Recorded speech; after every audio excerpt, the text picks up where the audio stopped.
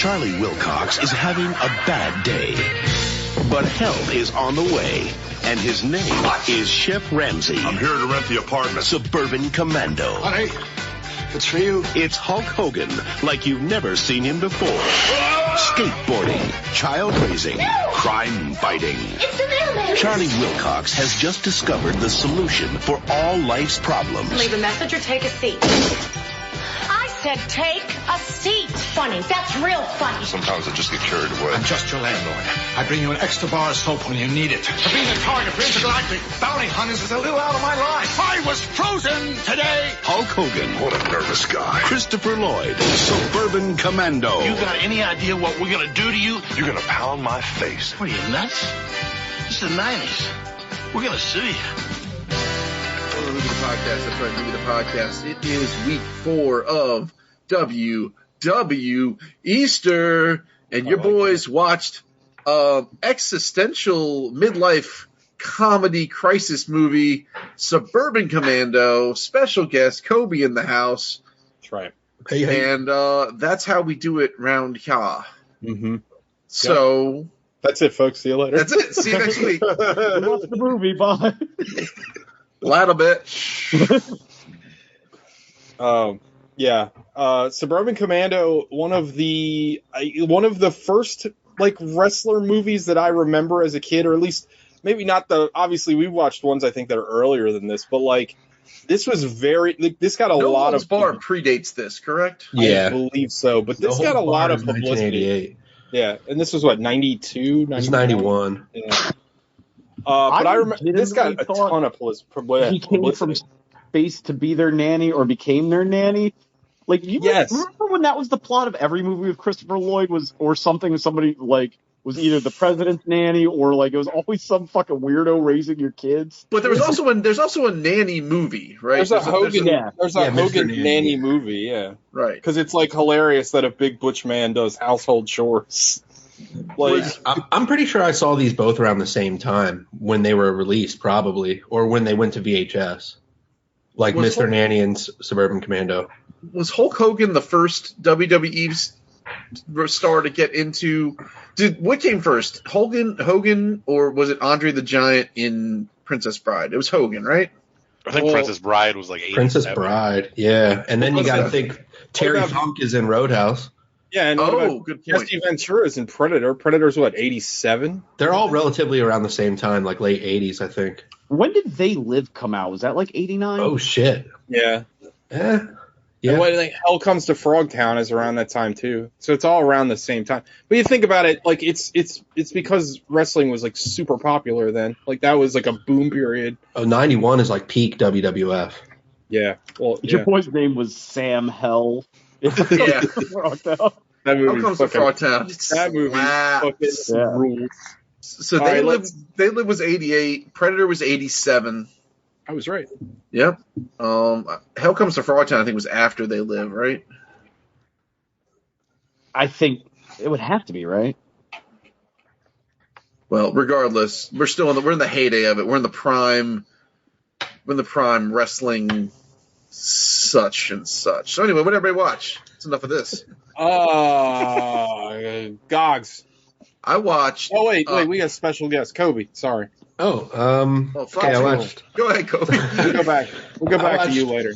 I watched two things. One was a series. Two things. One was the series Invincible, which is on Amazon Prime, and it's based off of the comic book by Image. Man, that's a fantastic show. I finished all 6 episodes in one day because what am I doing but holding a baby and feeding a baby? Or is it's got there's 8 episodes in total. Oh, so okay. I think I got 2 more to go, and I think the other one is premiering this week. But so far, it's been really good, man. I gotta watch it. I love the comics. Yeah, it doesn't miss a beat at all. It's extremely violent and I don't know, adult themed, and the voice actors on there. It's a lot of good people. J.K. Simmons is on there. Yeah, he's Omni-Man or whatever. Yeah, it's really good. And then The second thing I watched was Mortal Kombat. I watched that last night. Oh, that's tabled. I think everyone watched that. Yeah, did everyone watch Mortal Kombat? Yeah. All right. Alec didn't, but Alec doesn't want to watch it, so that's just the same. Well, then I pass the mic to Alec. Okay. I watched three things. First, I watched the terrible John Candy taste out of my mouth from a few weeks ago with Wagons East, and watched The Great Outdoors. Oh, that's a great movie. And now that is a banger. I love that. I know. Like, Sean and I talk a lot about HBO movies. That was one of those HBO. That was always on HBO. Like, they may as well have just played that and Funny Farm over and over, like back to back. I think I might have seen Funny Farm more than any other movie. Yeah. Just because it was always on one of those HBO or Cinemax channels all the time. I make reference to that dog constantly. It's like, it's like the Funny Farm dog that never moves. Everybody's like, what the fuck are you talking about? Get out of my house. Get out of my house. This is a Wendy's, sir. Whenever I think of Great Outdoors, all I can think of is I do this just looking at my washing machine. I'm like, go find yourself a spin cycle. What the hell does that mean? Yeah, that movie is a banger. Peak Dan Aykroyd, peak John Candy. Like Dan Aykroyd before he got super annoying and everything he was in. This might have been before Ghostbusters. No, I don't think it was. But it's so good. All the side characters. It was when like everybody. It was at a point when mostly in movies like that, you'd have like two leads and then just a bunch of people who couldn't act and were just there, just like extras they'd give lines to. But like everybody in this movie has lines, like nails them. It's really funny. Like if you haven't seen The Great Outdoors, you're an idiot. You should shoot yourself. Like that movie. I mean, you could just watch it. Those are your two options: watch it or kill yourself.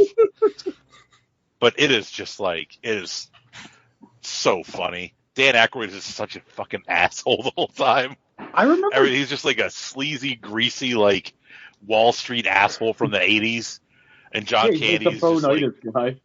Yeah, pretty much. Don't you worry about blank. I'll worry about blank. I remember tripping out when I was a kid because the guy's name was Roman. I'm like, what the hell? That's not a real name. Like, nope. And then the WWE stole it. Yeah. That's where they got it from. Vince is a big Great Outdoors. Oh god damn it! Great Outdoors fan. Watched a movie the other night called Words on Bathroom Walls. What? And it is not. Is most of them the N word? No, it's not. It's about every other word that isn't for a good time called TJ.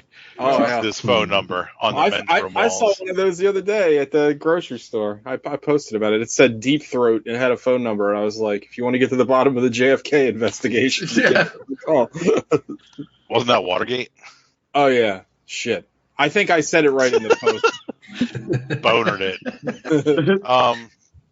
It was pretty good. It's about a kid with schizophrenia, and he has these like people that he sees that aren't there, but they actually like show them and manifest them in the movie, and he's trying to navigate having a semi-normal life versus taking drugs that make him like it's like the drugs you see like the effects in the commercials. Like, should I really take that?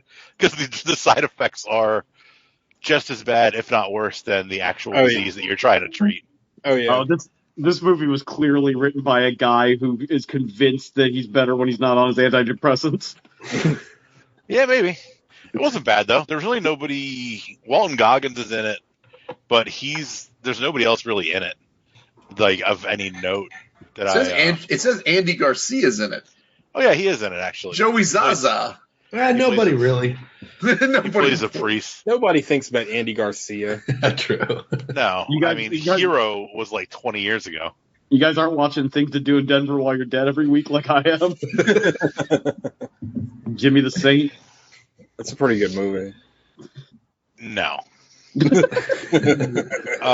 the third thing I watched was, I think it's tabled because I watched it with Gogs and TJ, Godzilla vs. Kong. Yeah, tabled. You watched it again? I watched it again. Those two hadn't seen it. I know, yet. that's what I'm talking about. You? Oh, we'll get into it.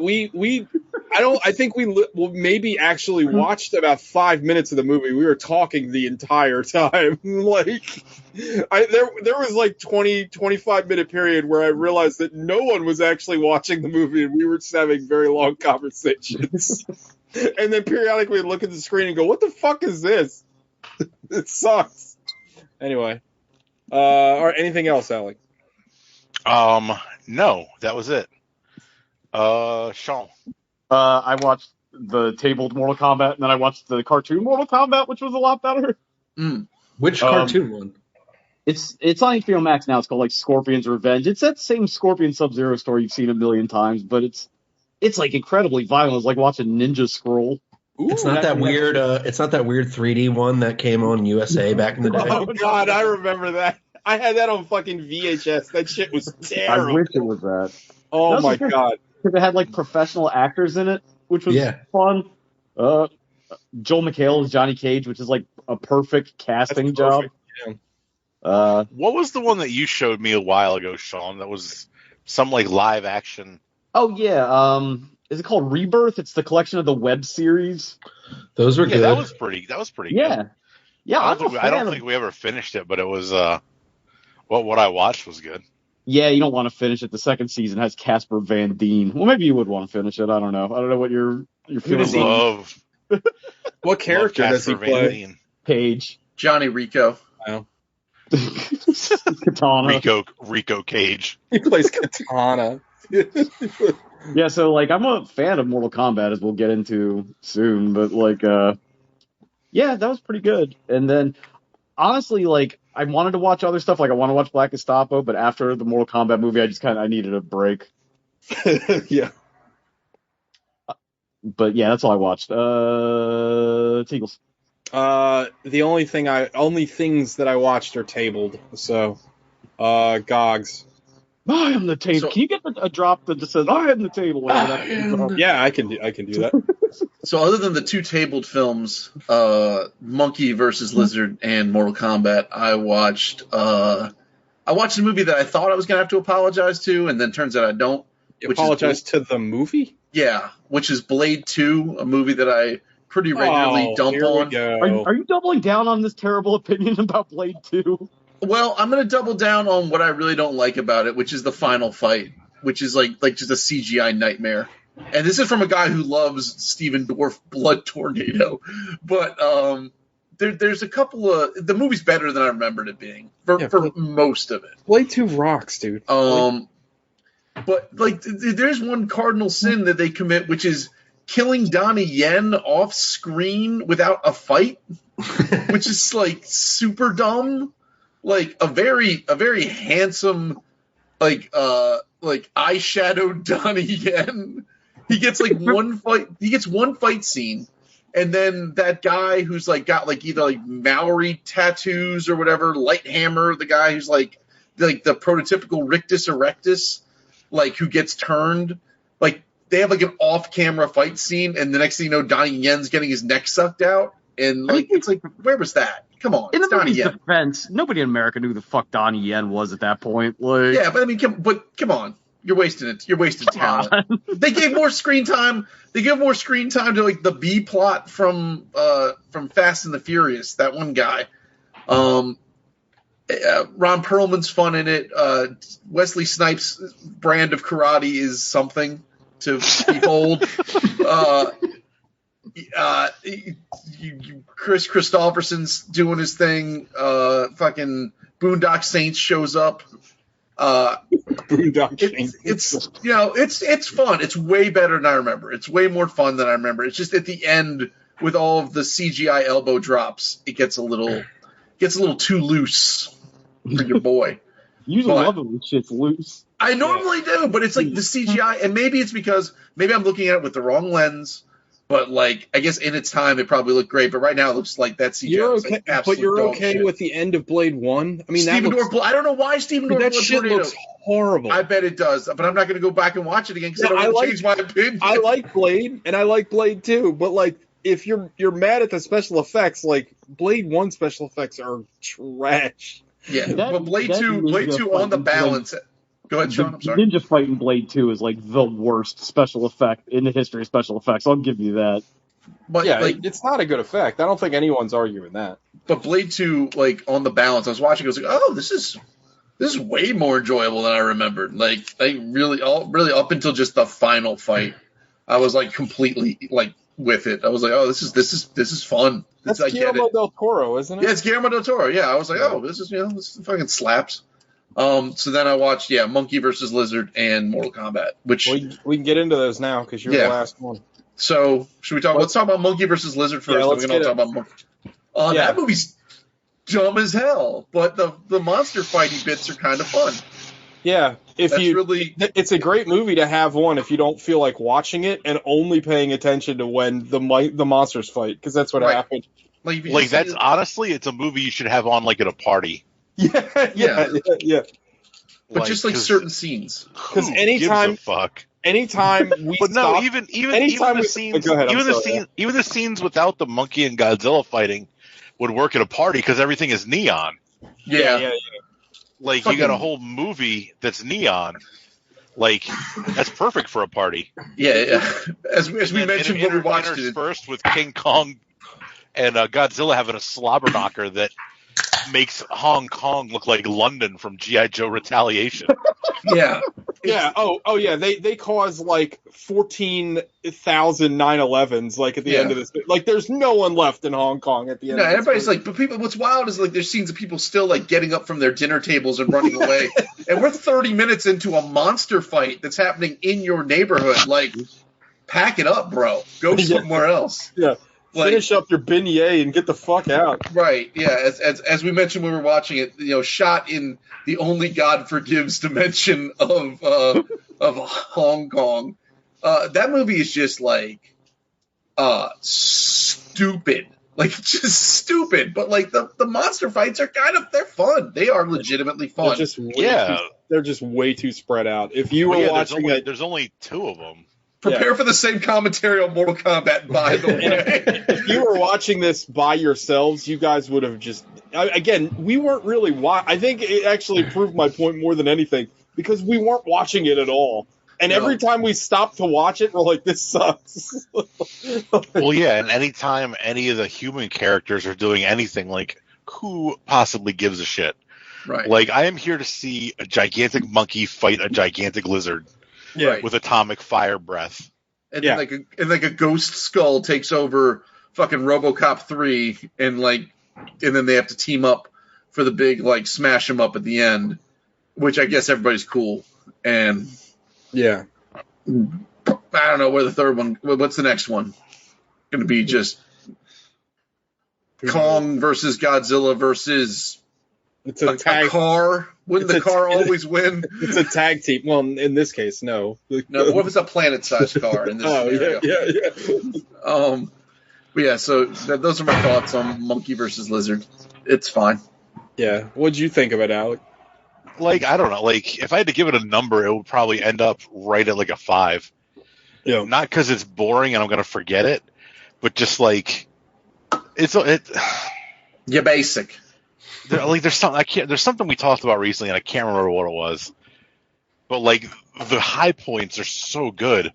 Like when you first have Godzilla coming up, like King Kong is chained down to a boat, or like basically a raft, and you see Godzilla come up out of the water, and Kong just fucking decks him. It's so cool. It's a cool scene. It looks good. Thing ever. But then like that fight ends, and you don't see those two on screen together for like an hour and a half. Yeah. Like Kong goes to the Middle Earth, and like God, he goes to Middle Earth and fights more of the, what do you call Mudos? Mudos, yeah. Fights more of those Mudos, which we already know he rips into pieces from Skull Island. Like I don't know, it just like maybe Godzilla was on a Bruce Willis contract, and they only had him shooting for 2 days. Its eyes were bigger than its mouth, or bigger than its stomach, or whatever that line is. Yeah. Its reach out, or its hand out reaches grasp. That's not it either. Yeah, but it's something like that. Exceeding its grasp. Yeah, there you go. There you go. That one. All right. Well, Mortal Kombat, everybody. Can I go first? Sure. Yeah. I fucking hated this movie a lot. I think this movie is a impressive exercise on how to not write a movie based on source material. Like they legitimately, like, it took effort to like ruin this movie as bad as they did. Like, Sean said it, and I'll let Sean say it. No, you said it. I like your voice better. Thank you. Sean's absolutely right, and I'm paraphrasing, but Mortal Kombat is just Enter the Dragon with magical powers and ultra violence. That's what Mortal Kombat is. The fucking if you go back to the very first game, I mean, the like all of the imagery, like Liu Kang is Bruce Lee. The fucking the like tournament stages that you see look like shit out of like Enter the Dragon. Well, Johnny Cage is what's his name? Well, originally Johnny Cage was supposed to be Jean-Claude Van Damme. I'm sure everybody here knows this, but Mortal Kombat initially was going to be a licensed a licensed Jean-Claude Van Damme game. Oh. And he got cold feet at the last minute because it was so violent. And he thought it was going to fail because it's so violent. What a fucking I thought what I was saying is that Johnny Cage is a John Saxon or whatever. Johnny Cage was supposed to be Jean-Claude Van Damme. Yeah, but I mean, like, in Enter the Dragon, John Saxon's a movie star. Yeah. But it's like, spoilers, they don't even have the fucking tournament in this movie. Like, how the fuck do you have a fucking Mortal Kombat movie without the fucking tournament that's called Mortal Kombat? You know, and I said it in my Letterboxd review. Paul W.S. Anderson made a better version of this movie like 30 years ago. Like, how do you fuck this up this bad? Like, I don't know. Like, anyway, you guys go. I hated this movie. I was hurt by this movie because I was a moron and legitimately looking forward to this movie, and it just failed on every level. Like, I hated it so much. The movie's, it's like, it's baffling because it both requires that you know a lot about Mortal Kombat for it to make any sense, but still explain the entirety of Mortal Kombat to you in the movie, to the point of having an audience insert character. When I think TJ Gobbs was like, Mortal Kombat already has like 9 million characters. Yeah. You don't need a fresh one who has the personality of a pizza box. If you're gonna have that, that guy can't be like a martial. That guy's got to be a real actor. You can have The Night Comes For Us and everybody else from the Raid, who actually are decent actors. Yeah. Beside the point. The guy that plays Sub-Zero is awesome. That guy's a great actor. Joe Taslim or whatever, he's great. Yeah, like that guy is there specifically to act, and he is terrible. Like, it's another one of these movies where it's like, I don't. How do they hire these people? Yeah. Like, is Sonya a fucking? Is she a martial artist in real life? Like I don't recognize her. No, but she has taken her gear off, just so we're just so we get that out of the way. The only thing that matters in a fighting movie if you're that she took her shit off in another movie. Just making sure everybody gets all the facts of the case before we litigate it. Like, how do you not just grab like the cast of get a copy of Accident Man or any of these other like Ninja 2 type movies we watch and go, just cast all these people. Yeah, Accident Man would have been a perfect like prototype cast. Scotty Karate as Kano. Come on. Scotty Karate as Johnny Cage would have been just great. the fact that Michael Jai White or Terry Crews, either one as Jax, would have been like that. The guy that played Jax was bad. The fucked up thing is that Michael Jai White has already played Jax. Yeah, he played it in the Mortal Kombat Rebirth. Yeah. Go ahead, Sean. Sorry. No, I was gonna say I don't want to bitch about like the magic and stuff because it's magic, but who cares? But like the way the magic is exercise in this movie. Like, Jax gets baby Tyrannosaurus robot arms, but then he unleashes his animality, and they become more technologically advanced somehow. Yeah, his sadness generates cybernetics. We have listened to Find Your Animality as a fucking movie meme now for like 30 years, and they just did the same fucking thing. They just called it something different. It's like, come on, man. Like I don't know. Kobe. Like the fucking... No. Like, I don't know. Like the fucking friendship bracelet, the Chekhov's friendship bracelet that has to come back. Like, it's just like, why do they feel the need to make it a movie? Like, just give me a like, it's the easiest script to write. It's just a tournament. This guy fights that guy fights this guy. Blah blah blah. The only reason I can see them not doing the tournament is, we don't want to kill all these people off, but they kill half the cast anyway, so who gives a fuck? Again, there's 4,000 Mortal Kombat characters. There's a very deep bench.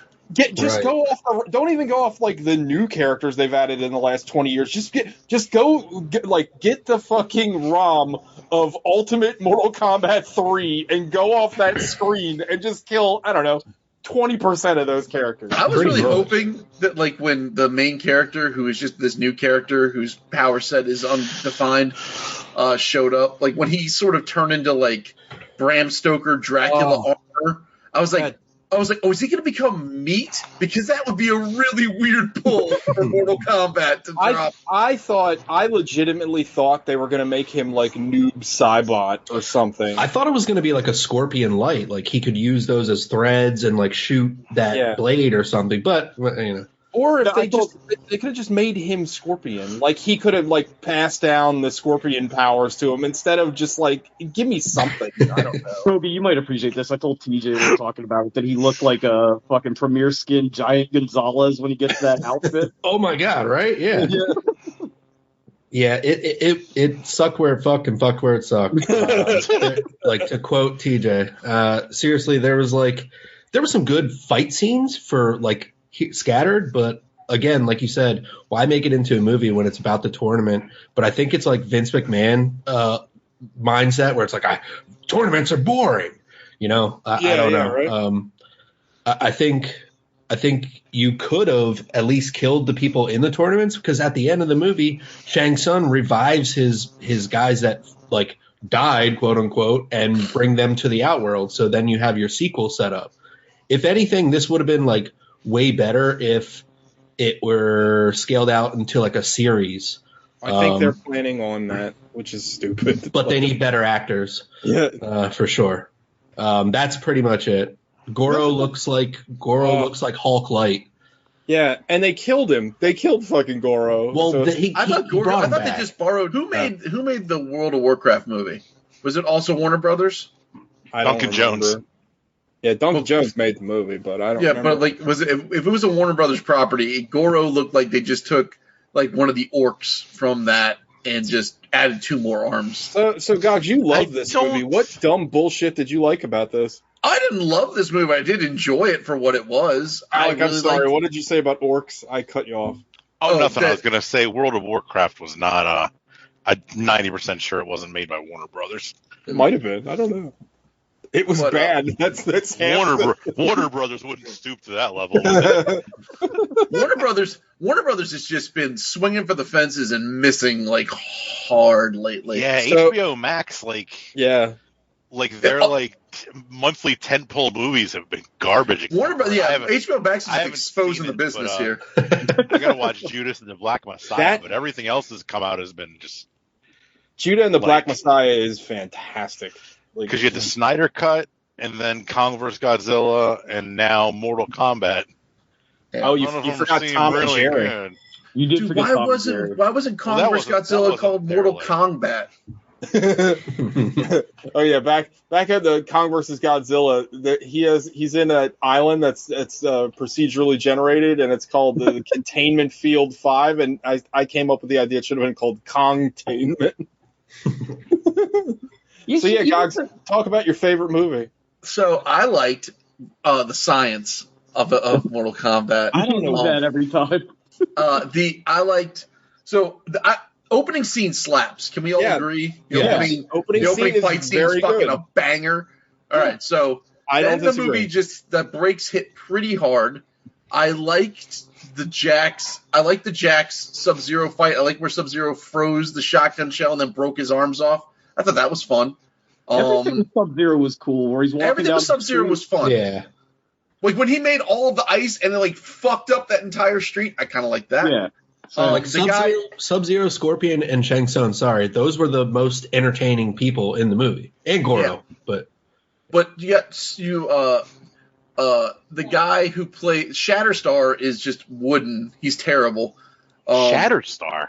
That's the main character. The main character is the guy who plays Shatterstar in Deadpool 2. That's the only other thing I've known him from. So I liked all the Sub-Zero bits. I liked all the fatality bits. I like that they kind of leaned into it really hard. I know other people thought he was annoying. I liked Kano. I thought Kano was. I enjoyed Kano in the movie. Yeah. I did not like the fact that his cybernetic laser eye was like his like inner rage manifesting itself as a laser eye. That was dumber than hell, especially since you had the dumb reptile rake his eye out. Rake his eye, but didn't take his eye out. Because they gave Jax cybernetic arms. They could have just as easily had the eye leave and then Kano gets a fucking cybernetic eye. Kung Lao and Liu Kang were insufferable. Like I hated them. But I enjoyed. I'm not gonna lie. I enjoyed Kung Lao surfing that Batwoman into his hat and getting split in half like a piece of lumber. When Jax smashed that, we smashed Rictus Erectus's head. Spoiler alerts. I guess that was fun. If you got rid of the main character, that was Nathan Jones, by the way. Yeah. So that's WWE Easter. Yeah, that was guys. He was. Nathan Jones was WWE. Yeah, he used to. He was. Rictus Erectus in Mad Max Fury Road. Okay. Like I feel like they gave Cabal more screen time than he warranted. He was so fucking annoying too. Yeah. And Shang Tsung, I love that. It took me forever to realize that Shang Tsung was the businessman that Batman had to extradite from Hong Kong or whatever. Yeah. I was like, why do I know you? Why do you have the guy that played Kakihara as Raiden and then give him nothing to do? Nothing to do. Yeah, he sucked. I love that guy, Tatsunobu Abano. He's a fantastic actor. It's crazy because, even in the shitty first Mortal Kombat movie where it's like Raiden's always enforcing the rules, like, you can't do that. Right. And this is just like, hey, you can't do that. It's like, we're going to do it anyway, though. And he's like, all right. Yeah, you know what it felt like to me? It felt like The Good Place, where you had like the angels and the bad guys. Bad guys are, we're the bad guys. We do whatever we want. Yeah. I love that the main character left his wife and daughter in the car while he went to Sonya's house and fucked off for 40 minutes and didn't bother to check it, and then just went the fuck out to the desert. Go back to our farmhouse that it might be outside of Chicago. But Goro getting gutted was fun. All the fatalities were fun. I was telling TJ, it felt like half the movie got cut out because, I don't know if you felt like this, but that scene you're talking about where he just abandons his family that he loves so much, where he's just like, oh yeah, Sonya will help us. It's like, you just learned this broad's name 30 seconds ago. Jax has got it. Who are these folks and why? And then the movie literally stops and it's like, I'm going to Hollywood, and then credits. It's like, what? It felt like there was another hour to go in the movie. It's just like, what they need to do is they need to talk to the guy, whoever made The Raid. They need to just talk to him. You know who made The Raid? His name is Gareth Evans. Then we need to talk. We need Gareth Emmett, whichever. Gareth Edwards, Gareth Evans. Good Gareth. Just let those guys that made The Night Comes For Us make the movie and put it in Indonesian. So I don't have to give a fuck what they're talking about, and then just do that. You know what? So the plus here you side go. of this Here, I got the perfect thing. You get Gareth Edwards, and you get the head writer at NetherRealm Studios that have been working on the video. Well, no, he doesn't write the games anymore. But those would be perfect. Those games are great. Those games are the whole reason why the franchise is still popular. I'm not gonna lie. The plot of the first Mortal Kombat reboot, the one that just called Mortal Kombat, that came out 4 years ago. try 10 years ago. Was it really? Wow. Yeah. Well, whatever. That Mortal Kombat, the one that came out, yeah, I guess it was PS3, wasn't it? That game's plot legitimately good. Like legitimately, like the best plot of any fighting game I've ever played. Which isn't a very high bar, I grant you, but still really good. Yeah, that's a better movie. This movie's dumber than shit. And the middle is like super slow, but there's stuff I enjoyed parts of it. I all the stuff with Sub-Zero and Scorpion I really liked. That last fight, I wish they cut out what's his name and just let it be all Sub-Zero and Scorpion.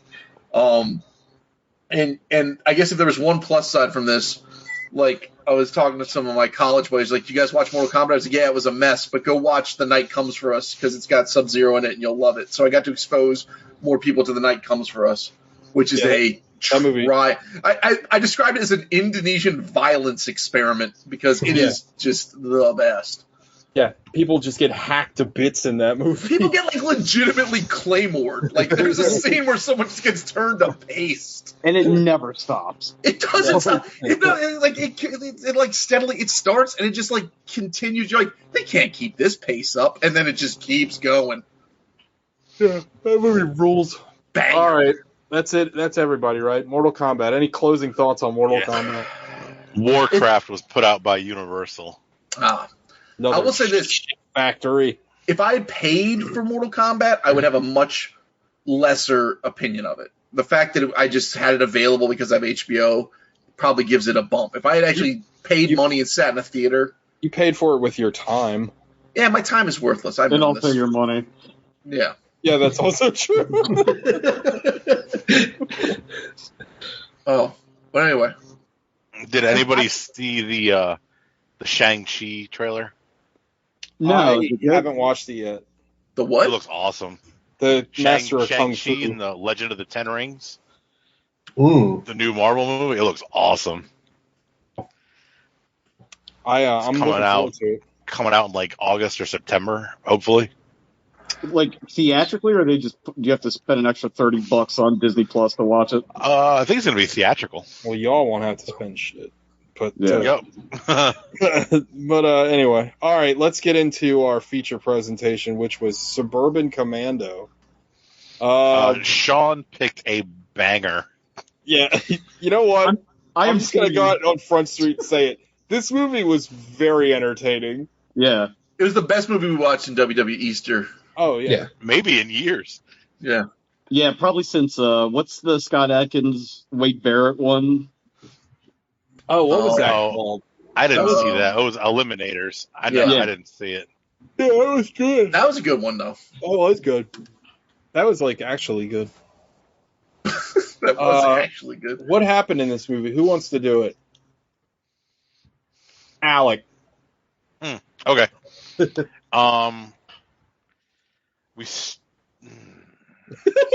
Space battle where they just rip off. Yeah, we start off in a space battle, which is 10 years removed from Star Wars. Basically, the beginning of A New Hope, with the crawl of the Imperial destroyer. I cannot believe they didn't get sued immediately. Right. It is absurd. And then space hero Shep Ramsey and his little I don't know what you call it. It was like the shuttlecraft from Star Trek. It was like a tiny little pod, basically, that he could control. It's like the Scooty Puff Jr. Yeah. It has no controls or weapons. He like Jetson cars that into battle. He gets to through the Imperial ship and wreaks havoc on the evil invading army, just throwing people through walls. Well, all the evil armies all dressed up like Mac in the Nightman. They all have like the cat makeup. Pause. You know the ADR there when he's like going up, going down. It's terrible. It's just Dude, like 90% of Hogan's lines are ADR'd. Not only is it terrible, but that means they went back and did it because something was worse before. That was their best take. I also like the thing about the ADR, which we can address right now, is, you know, ADR is in a lot of movies, but this ADR is like mixed wrong. So the ADR is like way louder than every other piece of dialogue. So it stands out like really heavy. Right. Yeah, it's pitched weird. Like everything sounds like they're in a helium factory. Anyway. Okay. Oh, did you mention that the president of the galaxy question mark is there? And he's dressed up like Keith Sweat from like 1990 with a fucking collarless dress shirt and shit. So he's there to save the president of the galaxy from Otho. I don't know what his name is, but he looks like he's dressed like Otho from Beetlejuice. I gotta look it up. He's got a really stupid name. Salvin or something like that. It's something close to that, yeah. Suitor? Suitor. Suitor, that's it. Steve Suitor. Stop bringing up Steve Suitor. Shout out to Steve Suitor. That little fucker. Inside baseball, he ruined our final season of lacrosse at South Carolina High School. Oh, okay. Yeah. He ended our season prematurely. This was before I was used to things ending prematurely all the time. Well, it's only premature for them. I always end right when I mean to. You're like Gandalf. You come exactly when you mean to. Hulk Hogan fails to save the space president. He gets... not only... No, he doesn't fail. He just leaves him. He blew him up. He blew up the whole ship. He blew up everybody. Like he epically failed his mission that is never brought up again in the movie. Like, oh, brother, dude, I gotta bounce, dude. I gotta go. Well, no, it was it kind of immediately came up in his performance review as he was fleeing the scene. Yeah, as he's very, very slowly sliding down this ventilator shaft, putting in his soap pump grenades. Like, that thing is a hand soap dispenser, and you can't tell me otherwise if they painted it. So he gets back to his Scooty Puff Jr. as the Imperial Destroyer is blowing up, and he gets rung up by his boss, who is, I guess, calling to check on how the mission went, knowing already that he let the president die in disgrace. And he's like, "Oh yeah, everything went okay." He's like, no, his boss calls him out immediately. He says, "Why don't you go to Earth for some rest and relaxation?" Well, no, he asks if he can do stuff, and he asks to be a galactic narc.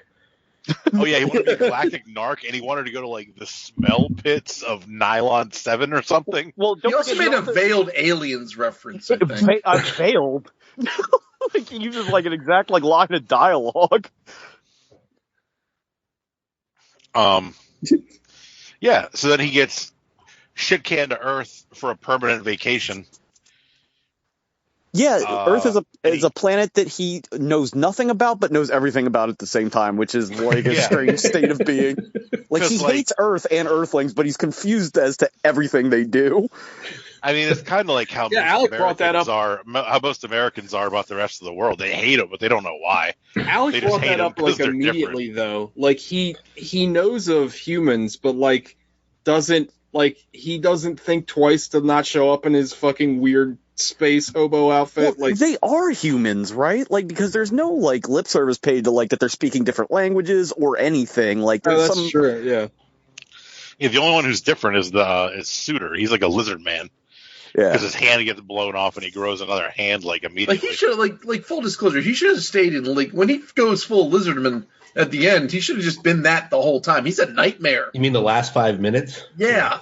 Oh well, he's got that. That means the money. That means the money. He's got that 80s Nightcrawler image inducer thing happening. Yeah. I want to be a priest. Yeah, so they sent him to cool out for 6 weeks, which is a really bizarre amount of time, like Earth weeks. Well, probably a PTO to burn, otherwise it's how long it took to shoot the movie. Yeah. And then, if you don't use it, you lose it. Yeah, the first of 35 Calypso songs plays, and Hulk Hogan's like speaking over it for some reason.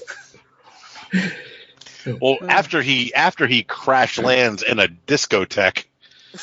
That's called the landing pad. That has been closed for years, but still has power running to it. which made usually when a business closes, the power company turns off their power. They don't just keep it running.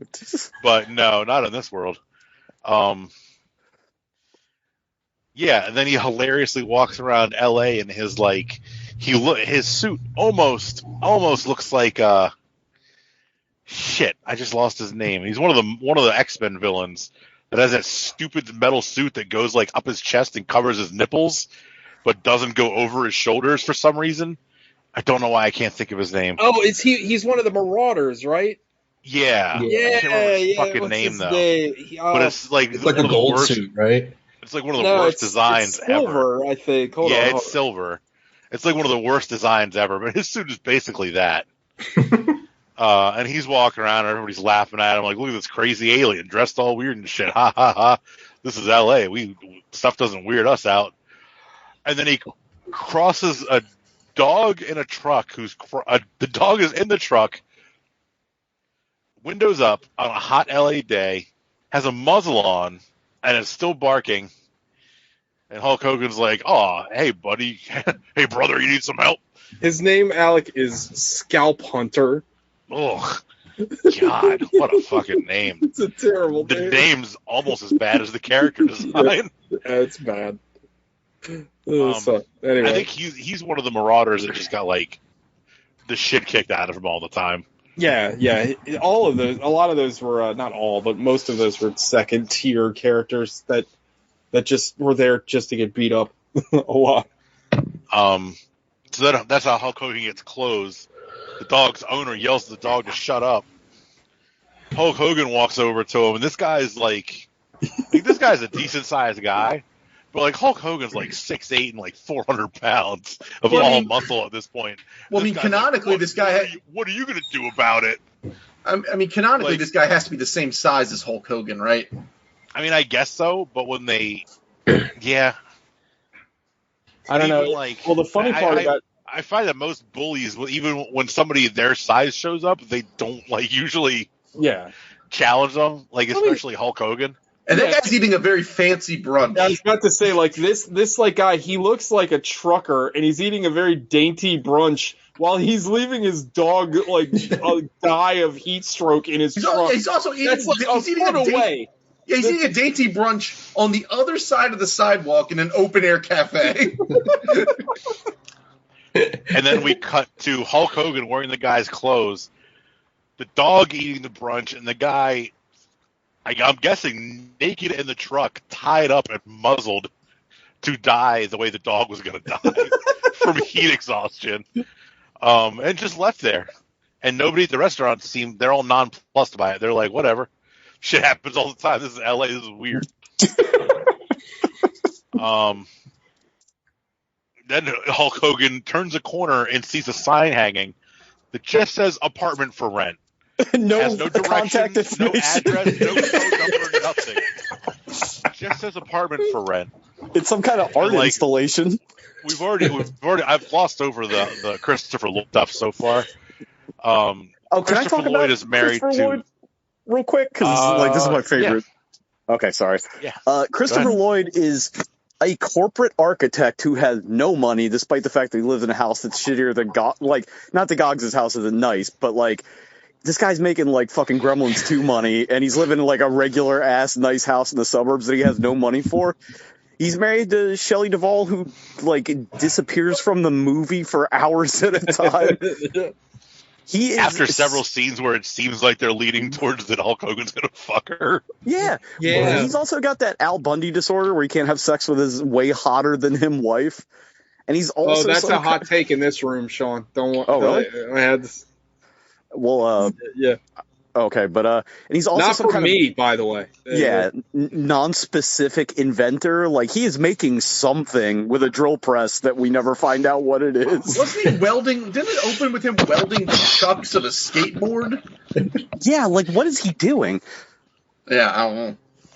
Yeah. Anyway, go ahead, Alec. Sorry. Yeah, we met Christopher Lloyd earlier in the movie. He, like Sean said, is a corporate architect. Larry Miller is his boss, and Larry Miller might be the best part of this movie. He's so fucking funny.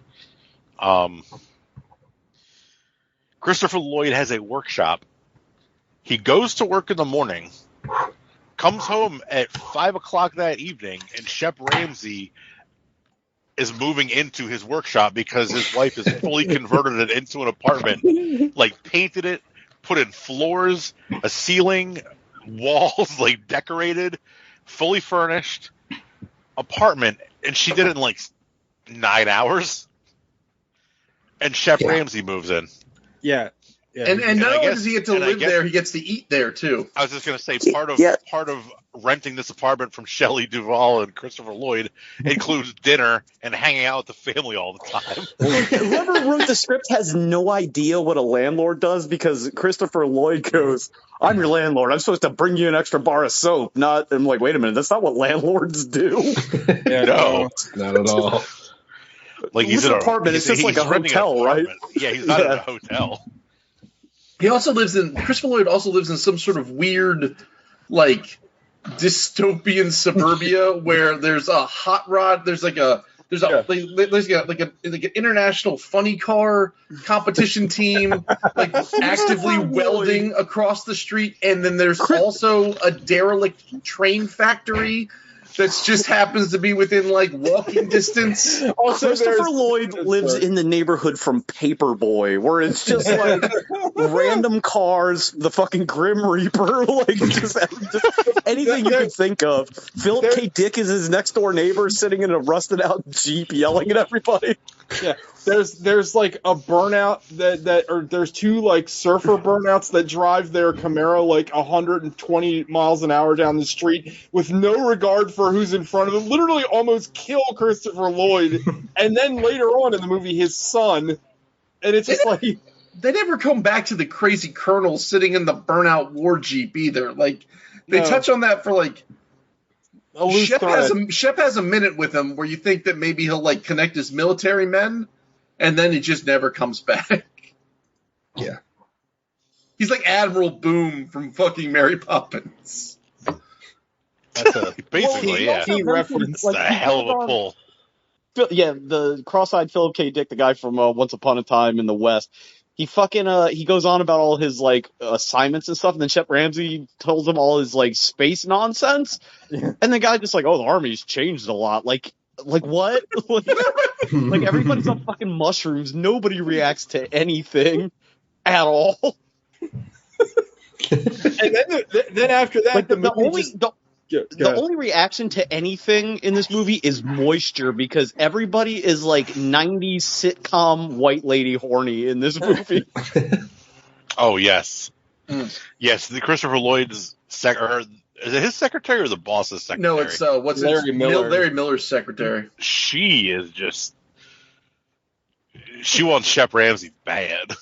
I need somebody to confirm or deny what she says in this one scene, because it leads me to like a whole dark place where she says maintenance has enough time take care of this place, and I swear to God she said without more blood on the carpet or your blood on the carpet. Like I think it was your. Well, because it's also followed by a scene where she's got like a 357 that she just like she's tooled up at this office for no reason. Yeah. Like, so, as the guardian of Larry Miller's door,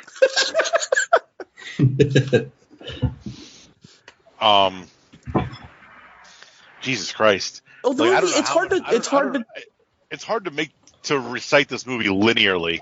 Well, yeah, because after this point, it's just a lot of thoughts and vignettes. Well, yeah, it's just a collection of vignettes, and they're all about mimes and shit.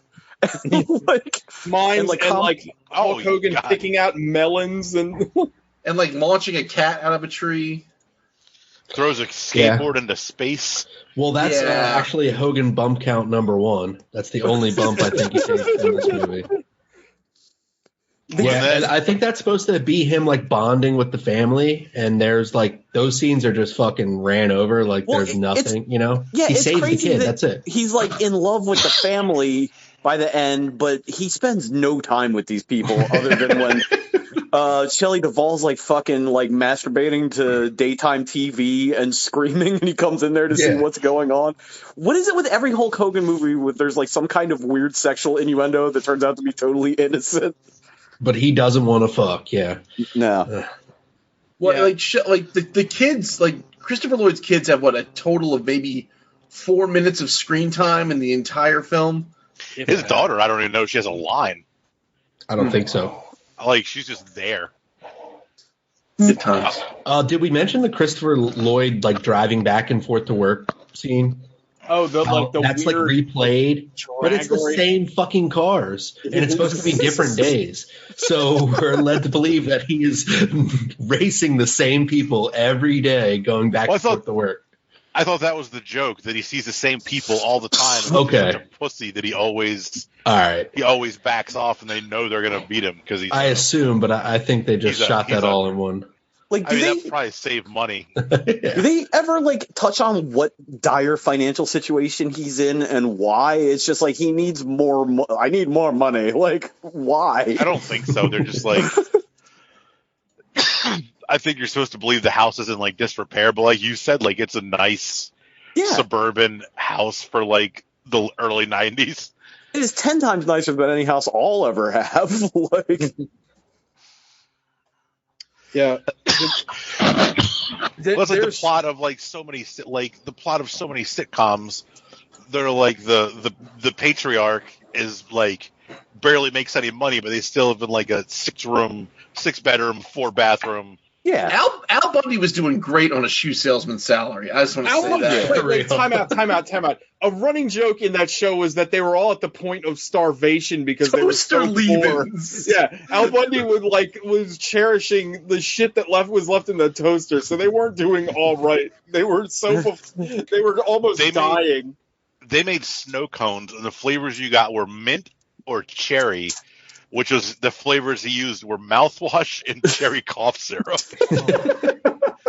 They were making that lean before anybody else. Peggy Bunny was a dime, though. I was going to say, can we go off on a brief tangent? I can't figure out why he didn't want to bang Peg Bundy because she was a smoke show. Yeah, it makes a lot of sense. It's like that old thing. No matter how hot somebody is, somebody's tired of fucking them. Like that's true. I'll play off it, Peg. I can't do it. I can't do whatever. Like the joke on The Simpsons. Ed O'Neill. Let's have sex, Al. No pig. He just flushes the toilet in the living room. All right. So what else happens in this movie? We can just skip to the end. No. Can we talk about? We're skipping to the attempted rape. Oh God. Yeah. We're skipping to the attempted rape where, luckily, Shep Ramsey's not there, but Christopher Lloyd stole his suit. And activated to feel like a manly man and stops a rape, but in the process loses a freeze gun. Pause. Am I to understand that, well, first of all, that again, because men wrote this movie, the woman's like offering to blow him after her near sexual it certainly trauma. felt that way. His waist, his crotch thing. Yeah. That's the thing. And then he gets a boner alarm? Is that what that's supposed to be? And this is a family movie. Certainly so. Yeah. Also, like, Alec is not, like, glossing over this. He goes in, discovers an alien spacecraft, puts on a battle suit, and is not impressed, like, by the fact that he's just made first contact. You know what I mean? Like, it's another one of those movies. Yeah, because at that point, he doesn't know that Hulk Hogan is an alien, right? No. That's a good point. I didn't think about that. He just thinks he's French, like the Coneheads, because, like, there's no original thought in this movie at all. It's a collection of, like, Mr. Bean skits and, like... shit from other movies and TV shows. Well, it's a lot of Looney Tunes too. It felt like a lot of like Looney Tunes bits. Yeah. There's Looney Tunes music in parts of these scenes. Oh, we forgot to talk about the amazing soundtrack in the beginning of this movie. Then it kind of peters off, but there's like this really hilarious like reggae song in the beginning. It's like Louis Farrakhan made the soundtrack. It's like all calypso. And that scene you're talking about with that song, the script is so small that they just play the entire song while he's walking, like all 3.5 minutes of it. Yeah, this movie is Lloyd gets a something. boner. A woman, after she gets sexually assaulted, is like, I'll do anything. And then he gets a wreck. Like, is this the abandoned train factory Gogs is talking about? Where are they exactly? They're in like the steam room from Nightmare on Elm Street, like in the Freddy dimension. I just put this together. Fucking that scene is the same scene in fucking Itchy the Killer When Yeah, Itchy remember when Itchy's like jerking off to that guy, almost raping that girl, and then he kills the guy, and then proceeds to like sexually assault her himself? That is like really one line away from what was going on in this fucking scene. It's fucking wild. Anyway. Yeah, and like again, his first reaction is not like as you think. It's like, oh, this guy's an inventor. He's gonna go home and take it apart and do inventing shit with it. No, he just puts the shit on and decides to be a superhero because he knows that in his like LA suburban neighborhood there is a rape factory where 90% chance there's a rape about to happen. Like, just go straight to it because why else would he be in that factory? Yeah. Well, he like zooms in with like the X-ray vision, right? Like that's how he sees the rape from. I can't tell if it's across the street or miles away. Like I can't understand the geography of that scene. But also they live in a world where like arcade games surrender when you beat them. Like they blow up and a flag comes out of the top of it. Which I was that arcade owner some money. I think the only arcade game I ever beat was Die Hard Arcade, and it did not do that. That game rocked. Back to the music real quick. Was that song "It's a Nice Place to Live"? Because that's like it says it's J-Rock featuring Hulk Hogan. Yeah, Hulk Hogan's doing like the fucking Puff Daddy shit over top of it, where it's like, it's a nice place to live. Yeah, come with me. Like that kind of shit. And I guess they spent most of the budget on getting "Do You Want to Party" by Casey and the Sunshine Band, because that's in there too. Well, Gogs and I discovered this while the credits were rolling. There's an original song that I guess they didn't have any faith in because they don't play it until like. It's not even the first song they play during the credits. It's the second song they play in the credits, and it's all about Hulk Hogan's character. Plot. It's like plot. They're just singing about like the adventures of Shep or whatever. It's fucking hilarious. And the fact that they like hated, they like obviously they paid to have the song made, but they like were like, oh, this is gonna be our theme song for the movie, and they're like, oh, like this shit sucks. I'll try to see if I can dig it up and put it at the end of the show. It is. This movie is hilarious. So insane. Like we can't even describe how bizarre this Los Angeles is. Like, it's like the LA that like guys in their trucks would talk about. Like all those fucking weirdos out in LA. He's got like fucking crime mimes. Like the mime is performing to no one in Crime Alley. Like where Batman's parents get murdered. He's real committed to the bit at first. He lets Hulk Hogan like crush his skull once before he starts to like open up that he's just doing a performance. Yeah. Where are we in this movie? He just used the power, so that's this is where after the attempted rape, he turned on the power source, which alerted the Undertaker and not Brian Knobbs. It's like, bro, wash your fucking face. Like I couldn't get over like how dirty they were the whole time. Yeah, why were they so dirty? Well, because they're scumbags.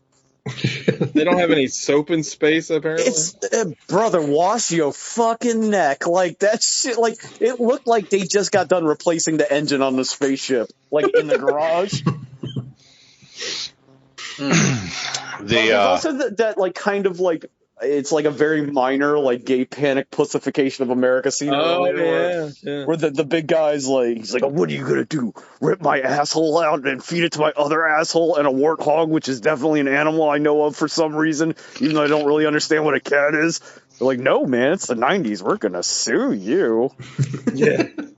Also, for you fucking Zoomers out there listening, that fucking joke of like it's the 90s was like a stinger to like every fucking joke like in the 90s. I swear to God, it's the 90s. Oh God, that's how you buy expectations, subverted expectations in the 90s. You heard that shit so many times back then. Oh my God. Anyway. Okay, now we're back to them coming after him, right? No. Freezing. There's a bank robbery because they stole... Oh, yeah, they showed the freeze gun. The rapist stole the freeze gun from Christopher Lloyd. Right. They rob a bank with it. They freeze everybody in there. Yeah, I like how these guys are all-purpose criminals. They're rapists. They're bank robbers. They freeze everybody in there. They try to freeze Shep Ramsey, but he drinks a bottle of antifreeze that he gets out of his asshole and doesn't freeze, and then proceeds to beat the ever-living piss out of these guys. Yeah, this motherfucker legit chugs antifreeze. And this is all happening to Jingle Bells. Yeah, that's right. Because everybody's cold. Everybody's frozen cold, so they're playing Christmas music. Forgot about this. that. This is when the bad guys show up. This is when the intergalactic bounty hunters show up. Real quick, Alec, I think we glossed over this because Hulk Hogan's looking for the gun. And he shows up at Larry Miller's office, and they give him the old "take a seat." Well, where should I take it? Gag. Remember where she's like, that's when she draws down on him. Yeah, he picks up a bench or whatever. Shep Ramsey comes from a universe without idioms. Yeah. He's from the Wishmaster dimension.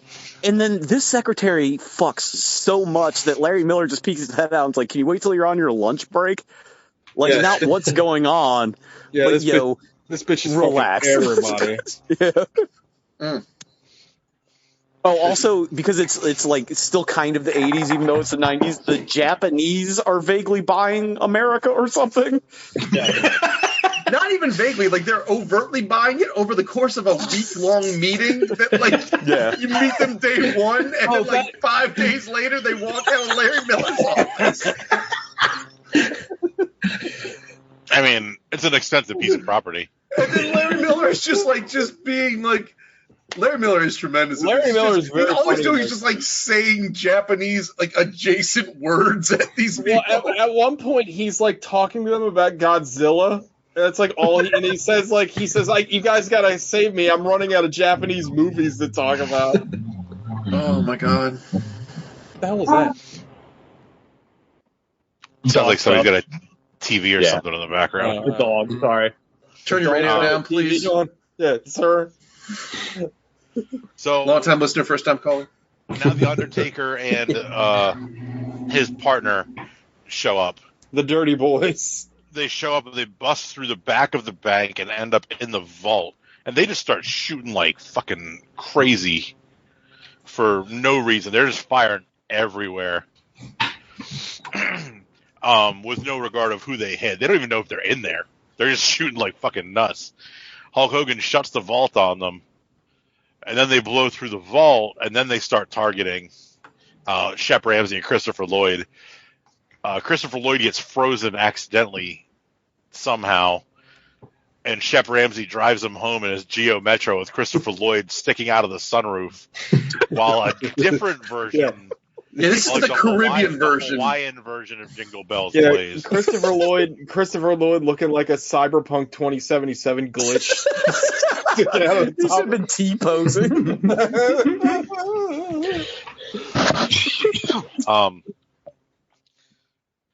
Yeah, so now Hulk Hogan knows the bounty hunters there. They get back to his house. He starts packing his shit so he can fix his try to fix his ship and leave.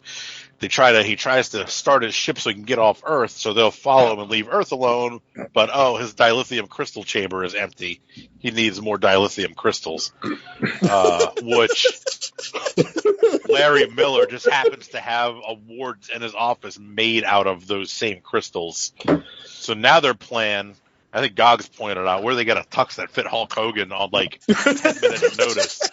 I have no idea. They went to the Mr. Freaky Big or whatever from the Tick cartoon. Remember where he went and got his suit for Arthur's sister's wedding? They go to this party that is on every floor of the building. This is I don't even know what kind of party this is. They go to 4 or 5 different floors and there's partying going on every floor. It's like the fucking Christmas party from Nakatomi Plaza. Yeah. When you have a real estate development company would not have every floor of a 50-floor skyscraper as their office. They'd have a floor, maybe a couple, Yeah. Not all of them.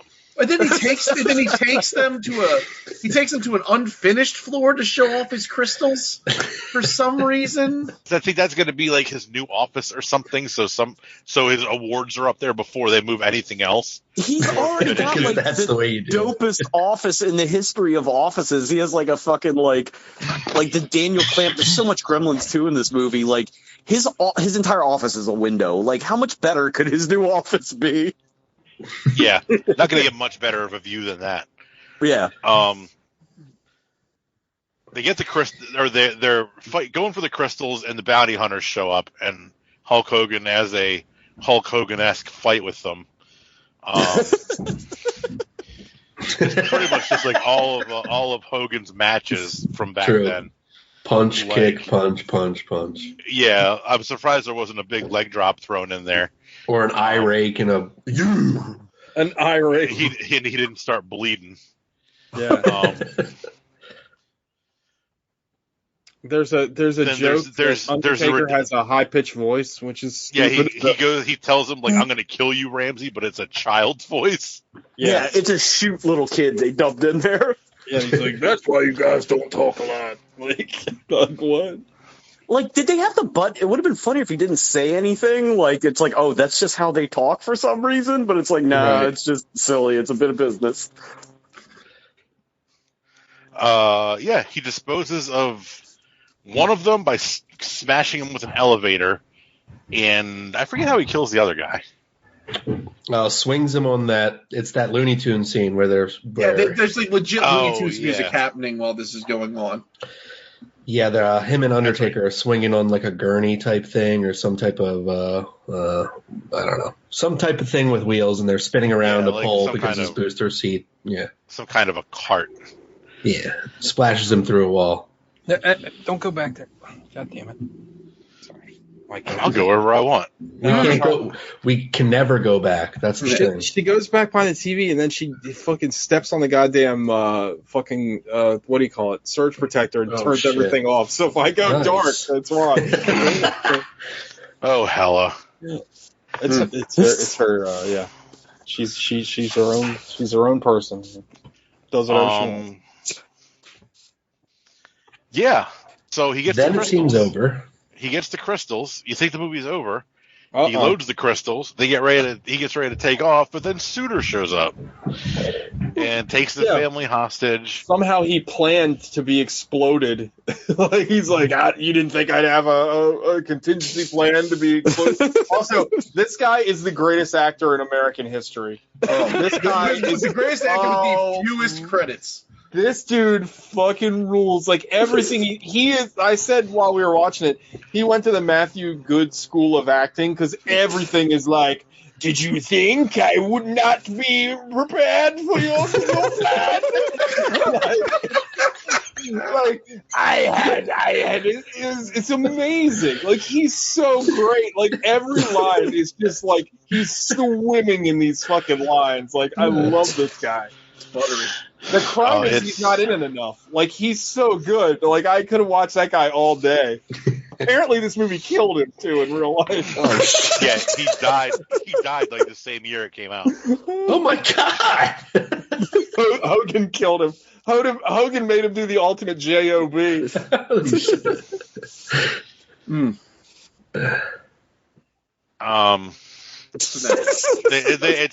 They fight. Hogan electrocutes the Lizard Man after a terrible fight.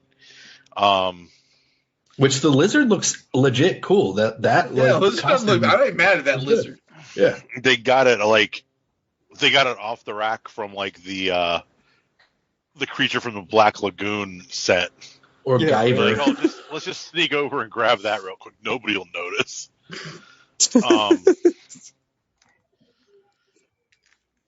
Yeah, and then Shep Ramsey has time to properly say goodbye and fix the ship because Suter is dead. There's like a whole, basically it ties up every storyline with every character he interacted with over the course of like 10 minutes. He revisits like everything. He skateboards again. He's like the best skateboarder in the galaxy. That first time was just a goof. That's how they humanized him. Yeah. He goes to fix save the girl's cat again, and then the girl gets launched. Oh, I wish it would have been like into space, but he catches her.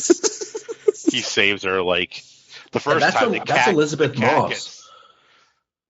You know, that's Elizabeth Moss. Somebody said that while we were watching it. She's got a credit in there. Yeah. It's so weird. Which is crazy. She's like 5. And then we get another like 2 full original songs over the closing credits. All from the Suburban Commando soundtrack. Oh, but do we mention that Christopher Lloyd finds his balls and like I guess quits his job? Yeah, how does that help him if he's losing money? Yeah. Well, he also doesn't Hulk Hogan also take the horny secretary so she can repopulate the galaxy or whatever? Yeah. Well, we also stepped on a part of like because he takes the bounty hunters tick ship, right? But there's this weird scene where the bounty hunters have stolen someone's like '57 Chevy convertible just married car to drive through a drive-through with a video camera and say that it's cool to be gay. And not only that, but they have like, oh yeah, you guys are cute. We have what's it fucking called? The Just Married Burger. I'm like, why do they have such like specific menu items at this burger place? They also have the Just Divorced ice cream cone. Also, the Just Divorced is the fucking package of frozen hot dogs, like in Kirk's apartment. I like the fact that the talk box too apparently has a video camera, so they could see these people out in the drive-through. It's like this is. Well, how else would you know that they just got gay married if you didn't have a video camera? So that's the movie. What a fucking movie. So Gogs pointed out during the movie, but the homing device was the PKE meter from Ghostbusters, and that was actually the same one. Oh, really? The guns were from Masters of the Universe. Oh, okay. So they just recycled stuff from other movies. It's a fucking what they call that in video games is asset flips. They just stole a bunch of shit from other movies or like fucking. The guy that directed or wrote this movie, or maybe both, he also wrote and directed this movie I like on Netflix where Christian Slater's a fucking like shitty employee that wants to kill everybody in his office. I forget what I saw the poster for that. He's like holding a bomb on the cover, like a old dynamite bomb. Like a Wile E. Coyote. You know, this movie was originally written and pitched to Danny DeVito and Arnold Schwarzenegger. As twins? Get the fuck out of here. No, it was no. This was pitched to them, but they chose to do twins instead. Good choice. Yeah. I mean, I don't want to see could you imagine them doing this? Like, I mean, it was going to be called Danny Urban DeVito. Commando. Danny DeVito would have been the Shep character, I assume. Yeah, of course. Dude, intergalactic bounty hunter Danny DeVito moves in with working class, weak-willed architect Arnold Schwarzenegger. I mean, that's the movie I want to see.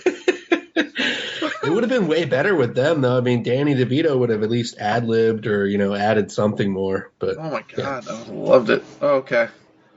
Yeah. There's a scene I really want to talk about briefly.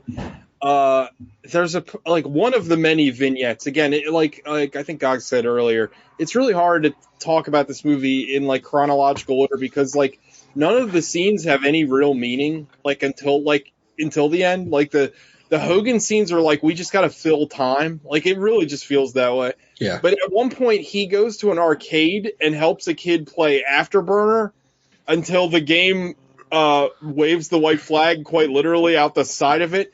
But he's, like, using all these, like, glib-glob space terms. He's like, use your thrusters, use your hyper-theron shields. Yeah, you got to use all your photon bombs. Right, and it's like... I can't! I'm already, like, the kids speaking the same dumb language. Yeah, it implies... fucking Afterburner. Like, it's an F4, what do you call it, F-15 or whatever, 14 on screen. Like, they couldn't even take the time to get a fucking, like, a spaceship-based video game. Well, they did. They renamed it. They called it, like, Space Commander or something. Yeah, but like...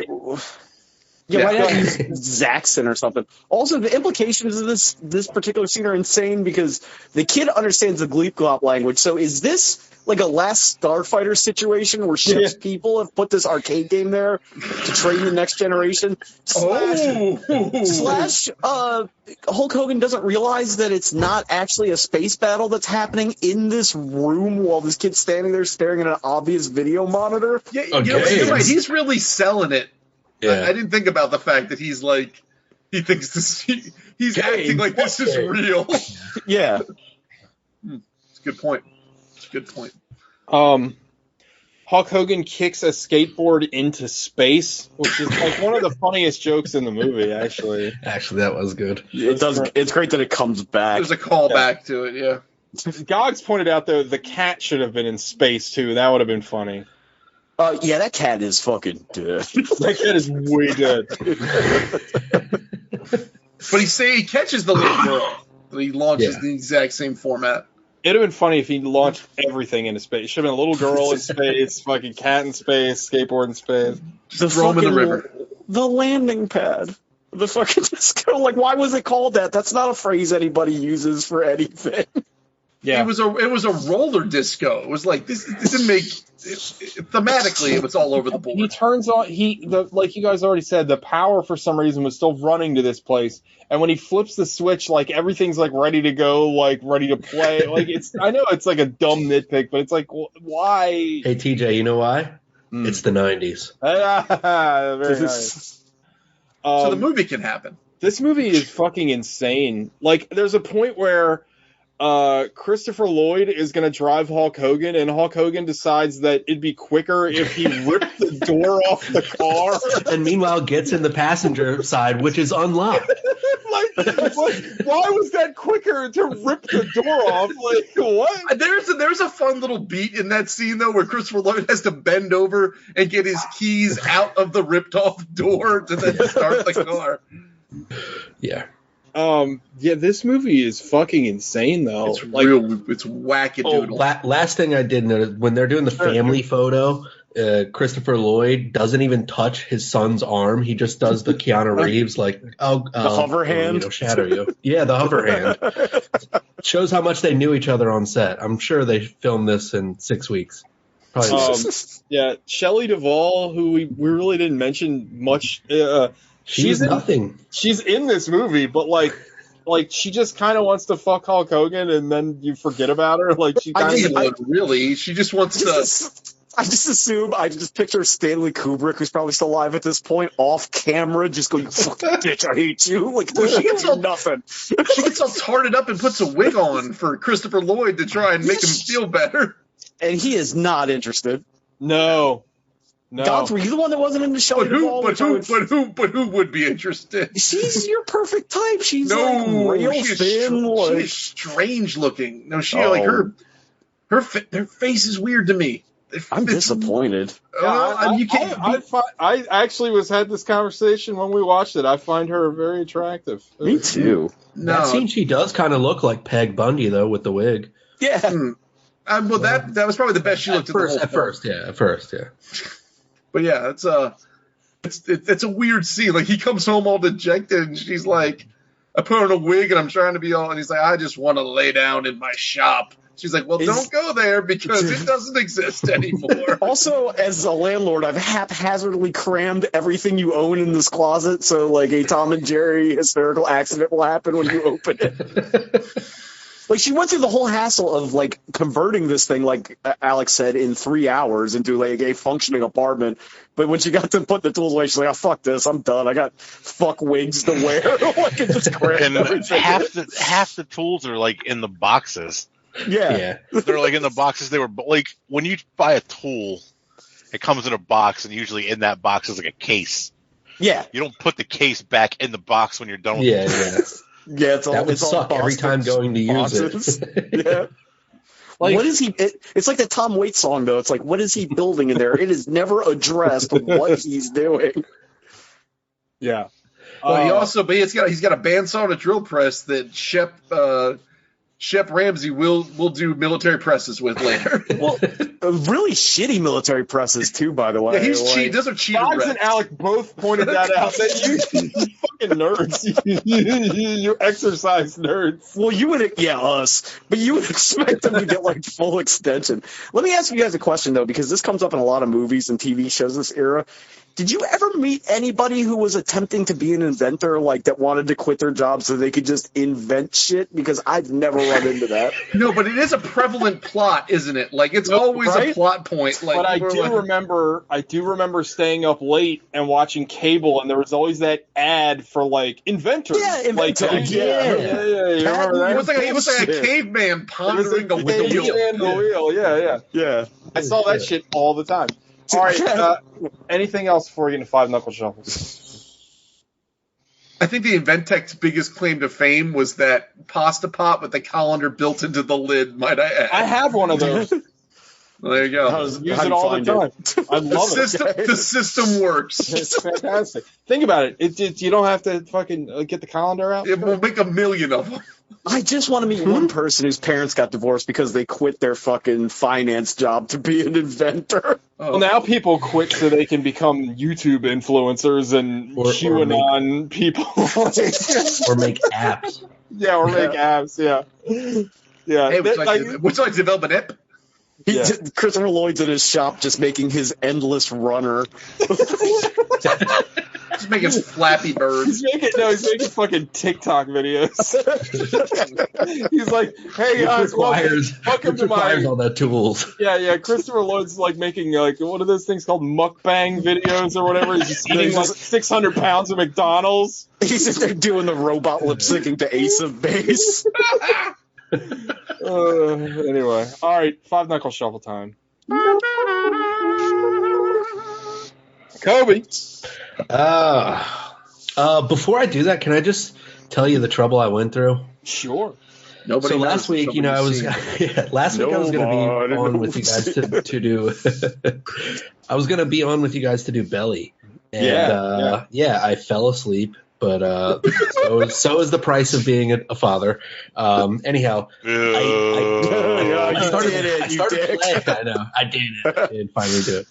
So I started playing it on Plex, and it just like kind of looked shitty to me on my TV. So I was like, "Well, I love this movie. I'll buy it."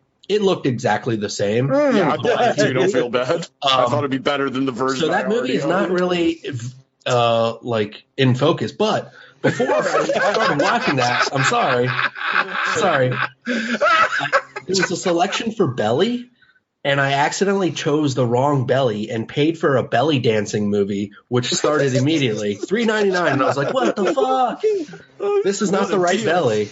Yeah, so then I bought This is an amazing story. Yeah, so then I bought Belly, and that was good. So then I went to go watch this, Suburban Commando, earlier, and the Plex server didn't work. It just kept saying the error code on this movie. Yeah, I had to rent it too, same reason. Everybody had the same problem. I don't know. Yeah, so I ended up renting that, so that was another $3.99. But it was probably I'm just disappointed that like, there's no way everybody's trying to watch Suburban Commando. It's going to be shutting this shit down and sending cruisers to their house. It's like we got a peak hit on this movie. Yeah, I don't know. I think I'm just going to go a 3 count, brother. 1, 2, 3. Damn. I think it's a 3 for me, but an enjoyable 3. I'm not going to watch this again because it just like exists, and it's not a movie that I'm going to be like, all right, let me throw on Suburban Commando. I'm sure as a kid I did. Yeah, I don't know. Just the beats aren't that good. I'm not that big of a fan of Christopher Lloyd. Wow. I don't know. Hot take, maybe. It's just Lloyd. That's a hell of a take. He's good at yelling and stuff, but there was no like. It's after I found out it was supposed to be Danny DeVito and Schwarzenegger, I couldn't stop imagining Danny DeVito, so that kind of tainted it for me. But I mean, Ronald Reagan, the actor. Hogan is Hogan, and the ADR is just him subtly speaking like, "Don't do that. Don't." You're not even going full Hogan. We never went full Hogan in the movie. No yelling at all, nothing like that. Smell. Right, yeah, Dookie. Yeah, I don't, a 3 for me, brother. Hanging and banging and sucking and fucking. Are you shocked that Brutus Beefcake is not in this movie? That he wasn't the other fucking bounty hunter? Apparently, he was in it as a stuntman. Oh fuck! Oh, no really? Wow. Okay. Like that shows how much Hogan really thought of him. Yeah, I mean, brother Brutus. I'm wondering when they filmed this because Undertaker's in it, and he had just like joined the company like a year or so that same year that they might have been shooting. So I'm not sure. We were talking about that yesterday, and that's the Undertaker when he had his best costume with like the back and forth zigzag arm cuts. Oh yeah, and it's like purple gloves. purple like pleather gloves. The fucking Halloween store tunic. Yep. Yeah. 3 for me. Sorry, I passed the mic to Gogs. I'm gonna give this film. It's so fucking weird, but I gotta say I had a fun time watching it. But I'm gonna give it a 6 because it's I'm not mad at it. It didn't invoke anger. It's not forgettable by any stretch of the imagination, but it's also not good. So I feel like 6 is really the only number I can really give it, sort of on the positive side of things, but still acknowledging the fact that it's objectively terrible. Like Hulk Hogan's, I don't know what he's doing in this movie. I don't know what most people are doing in this movie. This movie just sort of just like exists. It's to call back to, I think, the Jodorowsky reference we made earlier. I saw a poster for the Holy Mountain. I sent it to TJ, and then I was like, I know nothing about the Holy Mountain. I watched the trailer, and one of the taglines of the trailer is a movie beyond criticism. I feel like that's what this is. This movie is so fucking bizarre. It's so weird. Like, you can't objectively look at this film. So I'm going to give it a 6. Sean. Yeah, I'm going to give it a 7. I had a fucking blast sort of watching this movie. Like, you can't really watch it.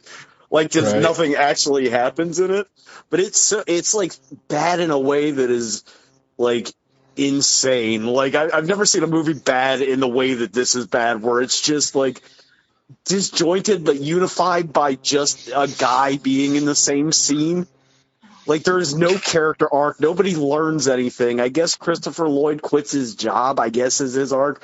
Their money problems are not resolved. Shep Ramsey has not stopped being a hothead. He didn't cool his heels at all. In fact, he probably caused a galactic incident now that everybody on Earth, at least in L.A., knows that there's aliens just running around with their fucking filthy necks everywhere. Like, nothing is buttoned up except for the skateboard.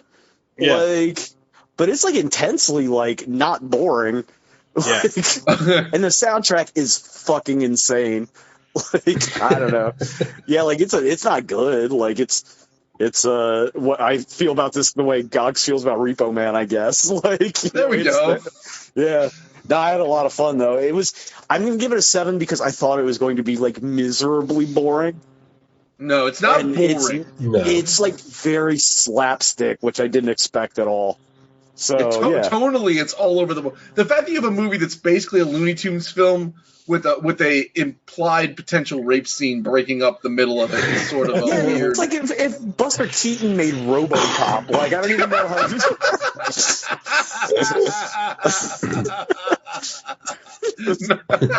Oh boy, that's good. Yeah. All right, Alec. Oh, it's also going to be a 7. This movie's absurd. It's like I don't know how to describe it. Like, my feelings about it. It's so disjointed from reality, and nobody in this movie reacts like anybody would react to anything that ever happened in real life. But it's just like, it's not funny, but it's like humorous. If that makes sense. Yeah. Like, there's lots of chuckles and giggles, and it's inoffensive. But I had a good time watching it. Inoffensive minus the rape scene where the girl's going to give him a blowjob to repay him for the help. Yeah, I stand by my statement. No, it's just like, I don't know. I bet you like I know he made a couple of movies like this, like family-friendly ones, and I bet you the other ones do not hold up to this. I would imagine the other ones are exactly what I expected this to be and what you would think they are. Just absolute garbage, like Mr. Nanny. And this probably would have been too if it hadn't been a ridiculous space opera or whatever you want to call it. Yeah, it was a surprisingly fun watch, and it's an hour and a half long, which is most important. Which always helps. Yeah, that always trumps. Yeah, that was the best part. TJ. It's going to be a 7 for me, dog. This movie is the kind of bad that I wish we got to watch more often. It's fucking awful, but it is like so much fun to watch. Like, I feel like we talk about this every week, but like people talk about like, oh, what's the worst movie ever? And like something like this would come up, and it's like, no, this is fun. Not even close. Not even close. Go watch fucking Cosmic Sin. See, it's like that's the thing. Like people think of like bad movies. It's like, oh, movies that are cheesy but they're fun to watch. Like, no, that's not like bad. Like, go watch like so many of the movies that we've had to suffer through. I didn't suffer at all watching this. I thought it was hilarious.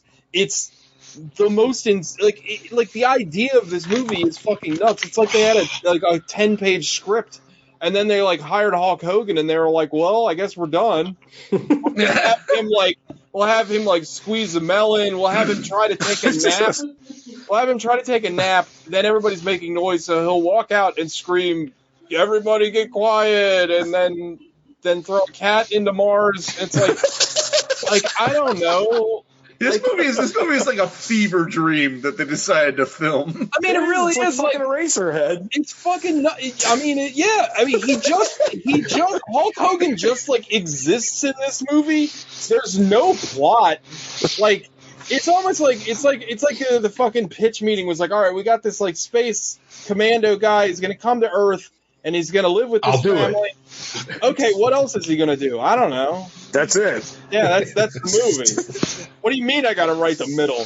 They never addressed, I want to just say this, they never addressed that funny car that gets exploded when Christopher Lloyd finds that ray gun. That never gets addressed. It's fucking nuts, but like, it's funny. The soundtrack is incredibly weird. Like, it's got Christmas music in it for some reason. Alec pointed out that it was probably because it was on public domain. They probably burned it for all their money. Yeah, that's Casey and the Sunshine Band. Yeah, the director's cut just has "Happy Birthday" all over it. It's so fucking weird. Like everything. Sean, I'm happy. I made the exact same joke. Everything about this movie is fucking insane, and it makes it very watchable. Like, it's like every decision is just like nuts. Like, I don't know. Hulk Hogan is horrendous. There's something hilarious that needs to, like, Hulk Hogan just in general makes me laugh. Like, just his existence makes me laugh. Like, but there's something about Hulk Hogan when he's trying to act and not be. This is like soft Hulk Hogan when he's trying to be like act and be serious. He like over enunciates in like really funny ways, and he has this like he sounds like, I don't think he can read, but like every line delivery he has that's not 80 yards sounds like he's reading. Well, what do you think of that? And like it's like very, very funny. I love it. I wish he was in that fucking that game on the old Who's Line where they have to dub over the movie as it's playing. It's like that's what he's doing. Yeah. He's not aware of what the context of anything he's doing is. He's just doing stuff. Yeah, it's fucking unreal, but it's very, very watchable. Like I had a lot of fun watching this movie, so it's a 7. I really. Again, compared to the shit we have to watch and have watched recently, and also compared to like fucking Mortal Kombat and like bullshit like that. How many times do you think the phrase "just riff" appears in this script? At least 30. Well, I said it while we were watching the movie, but it feels like a lot of the Christopher Lloyd, what's his name, Larry Miller scenes. They seem like they're out of a different movie. Yeah. And I feel like they probably just like let them go, you know. Right. Well, maybe it's weird that the ratings. Go ahead. The Rotten Tomatoes says it's 17%, but then when I went and did it on Amazon Prime, it gave it 3.5 stars. Yeah. So, I mean, Rotten Tomatoes fucking sucks anyway. It's weird. But anyway, all right, that's Suburban Commando. What is next week? Oh man, it's next month.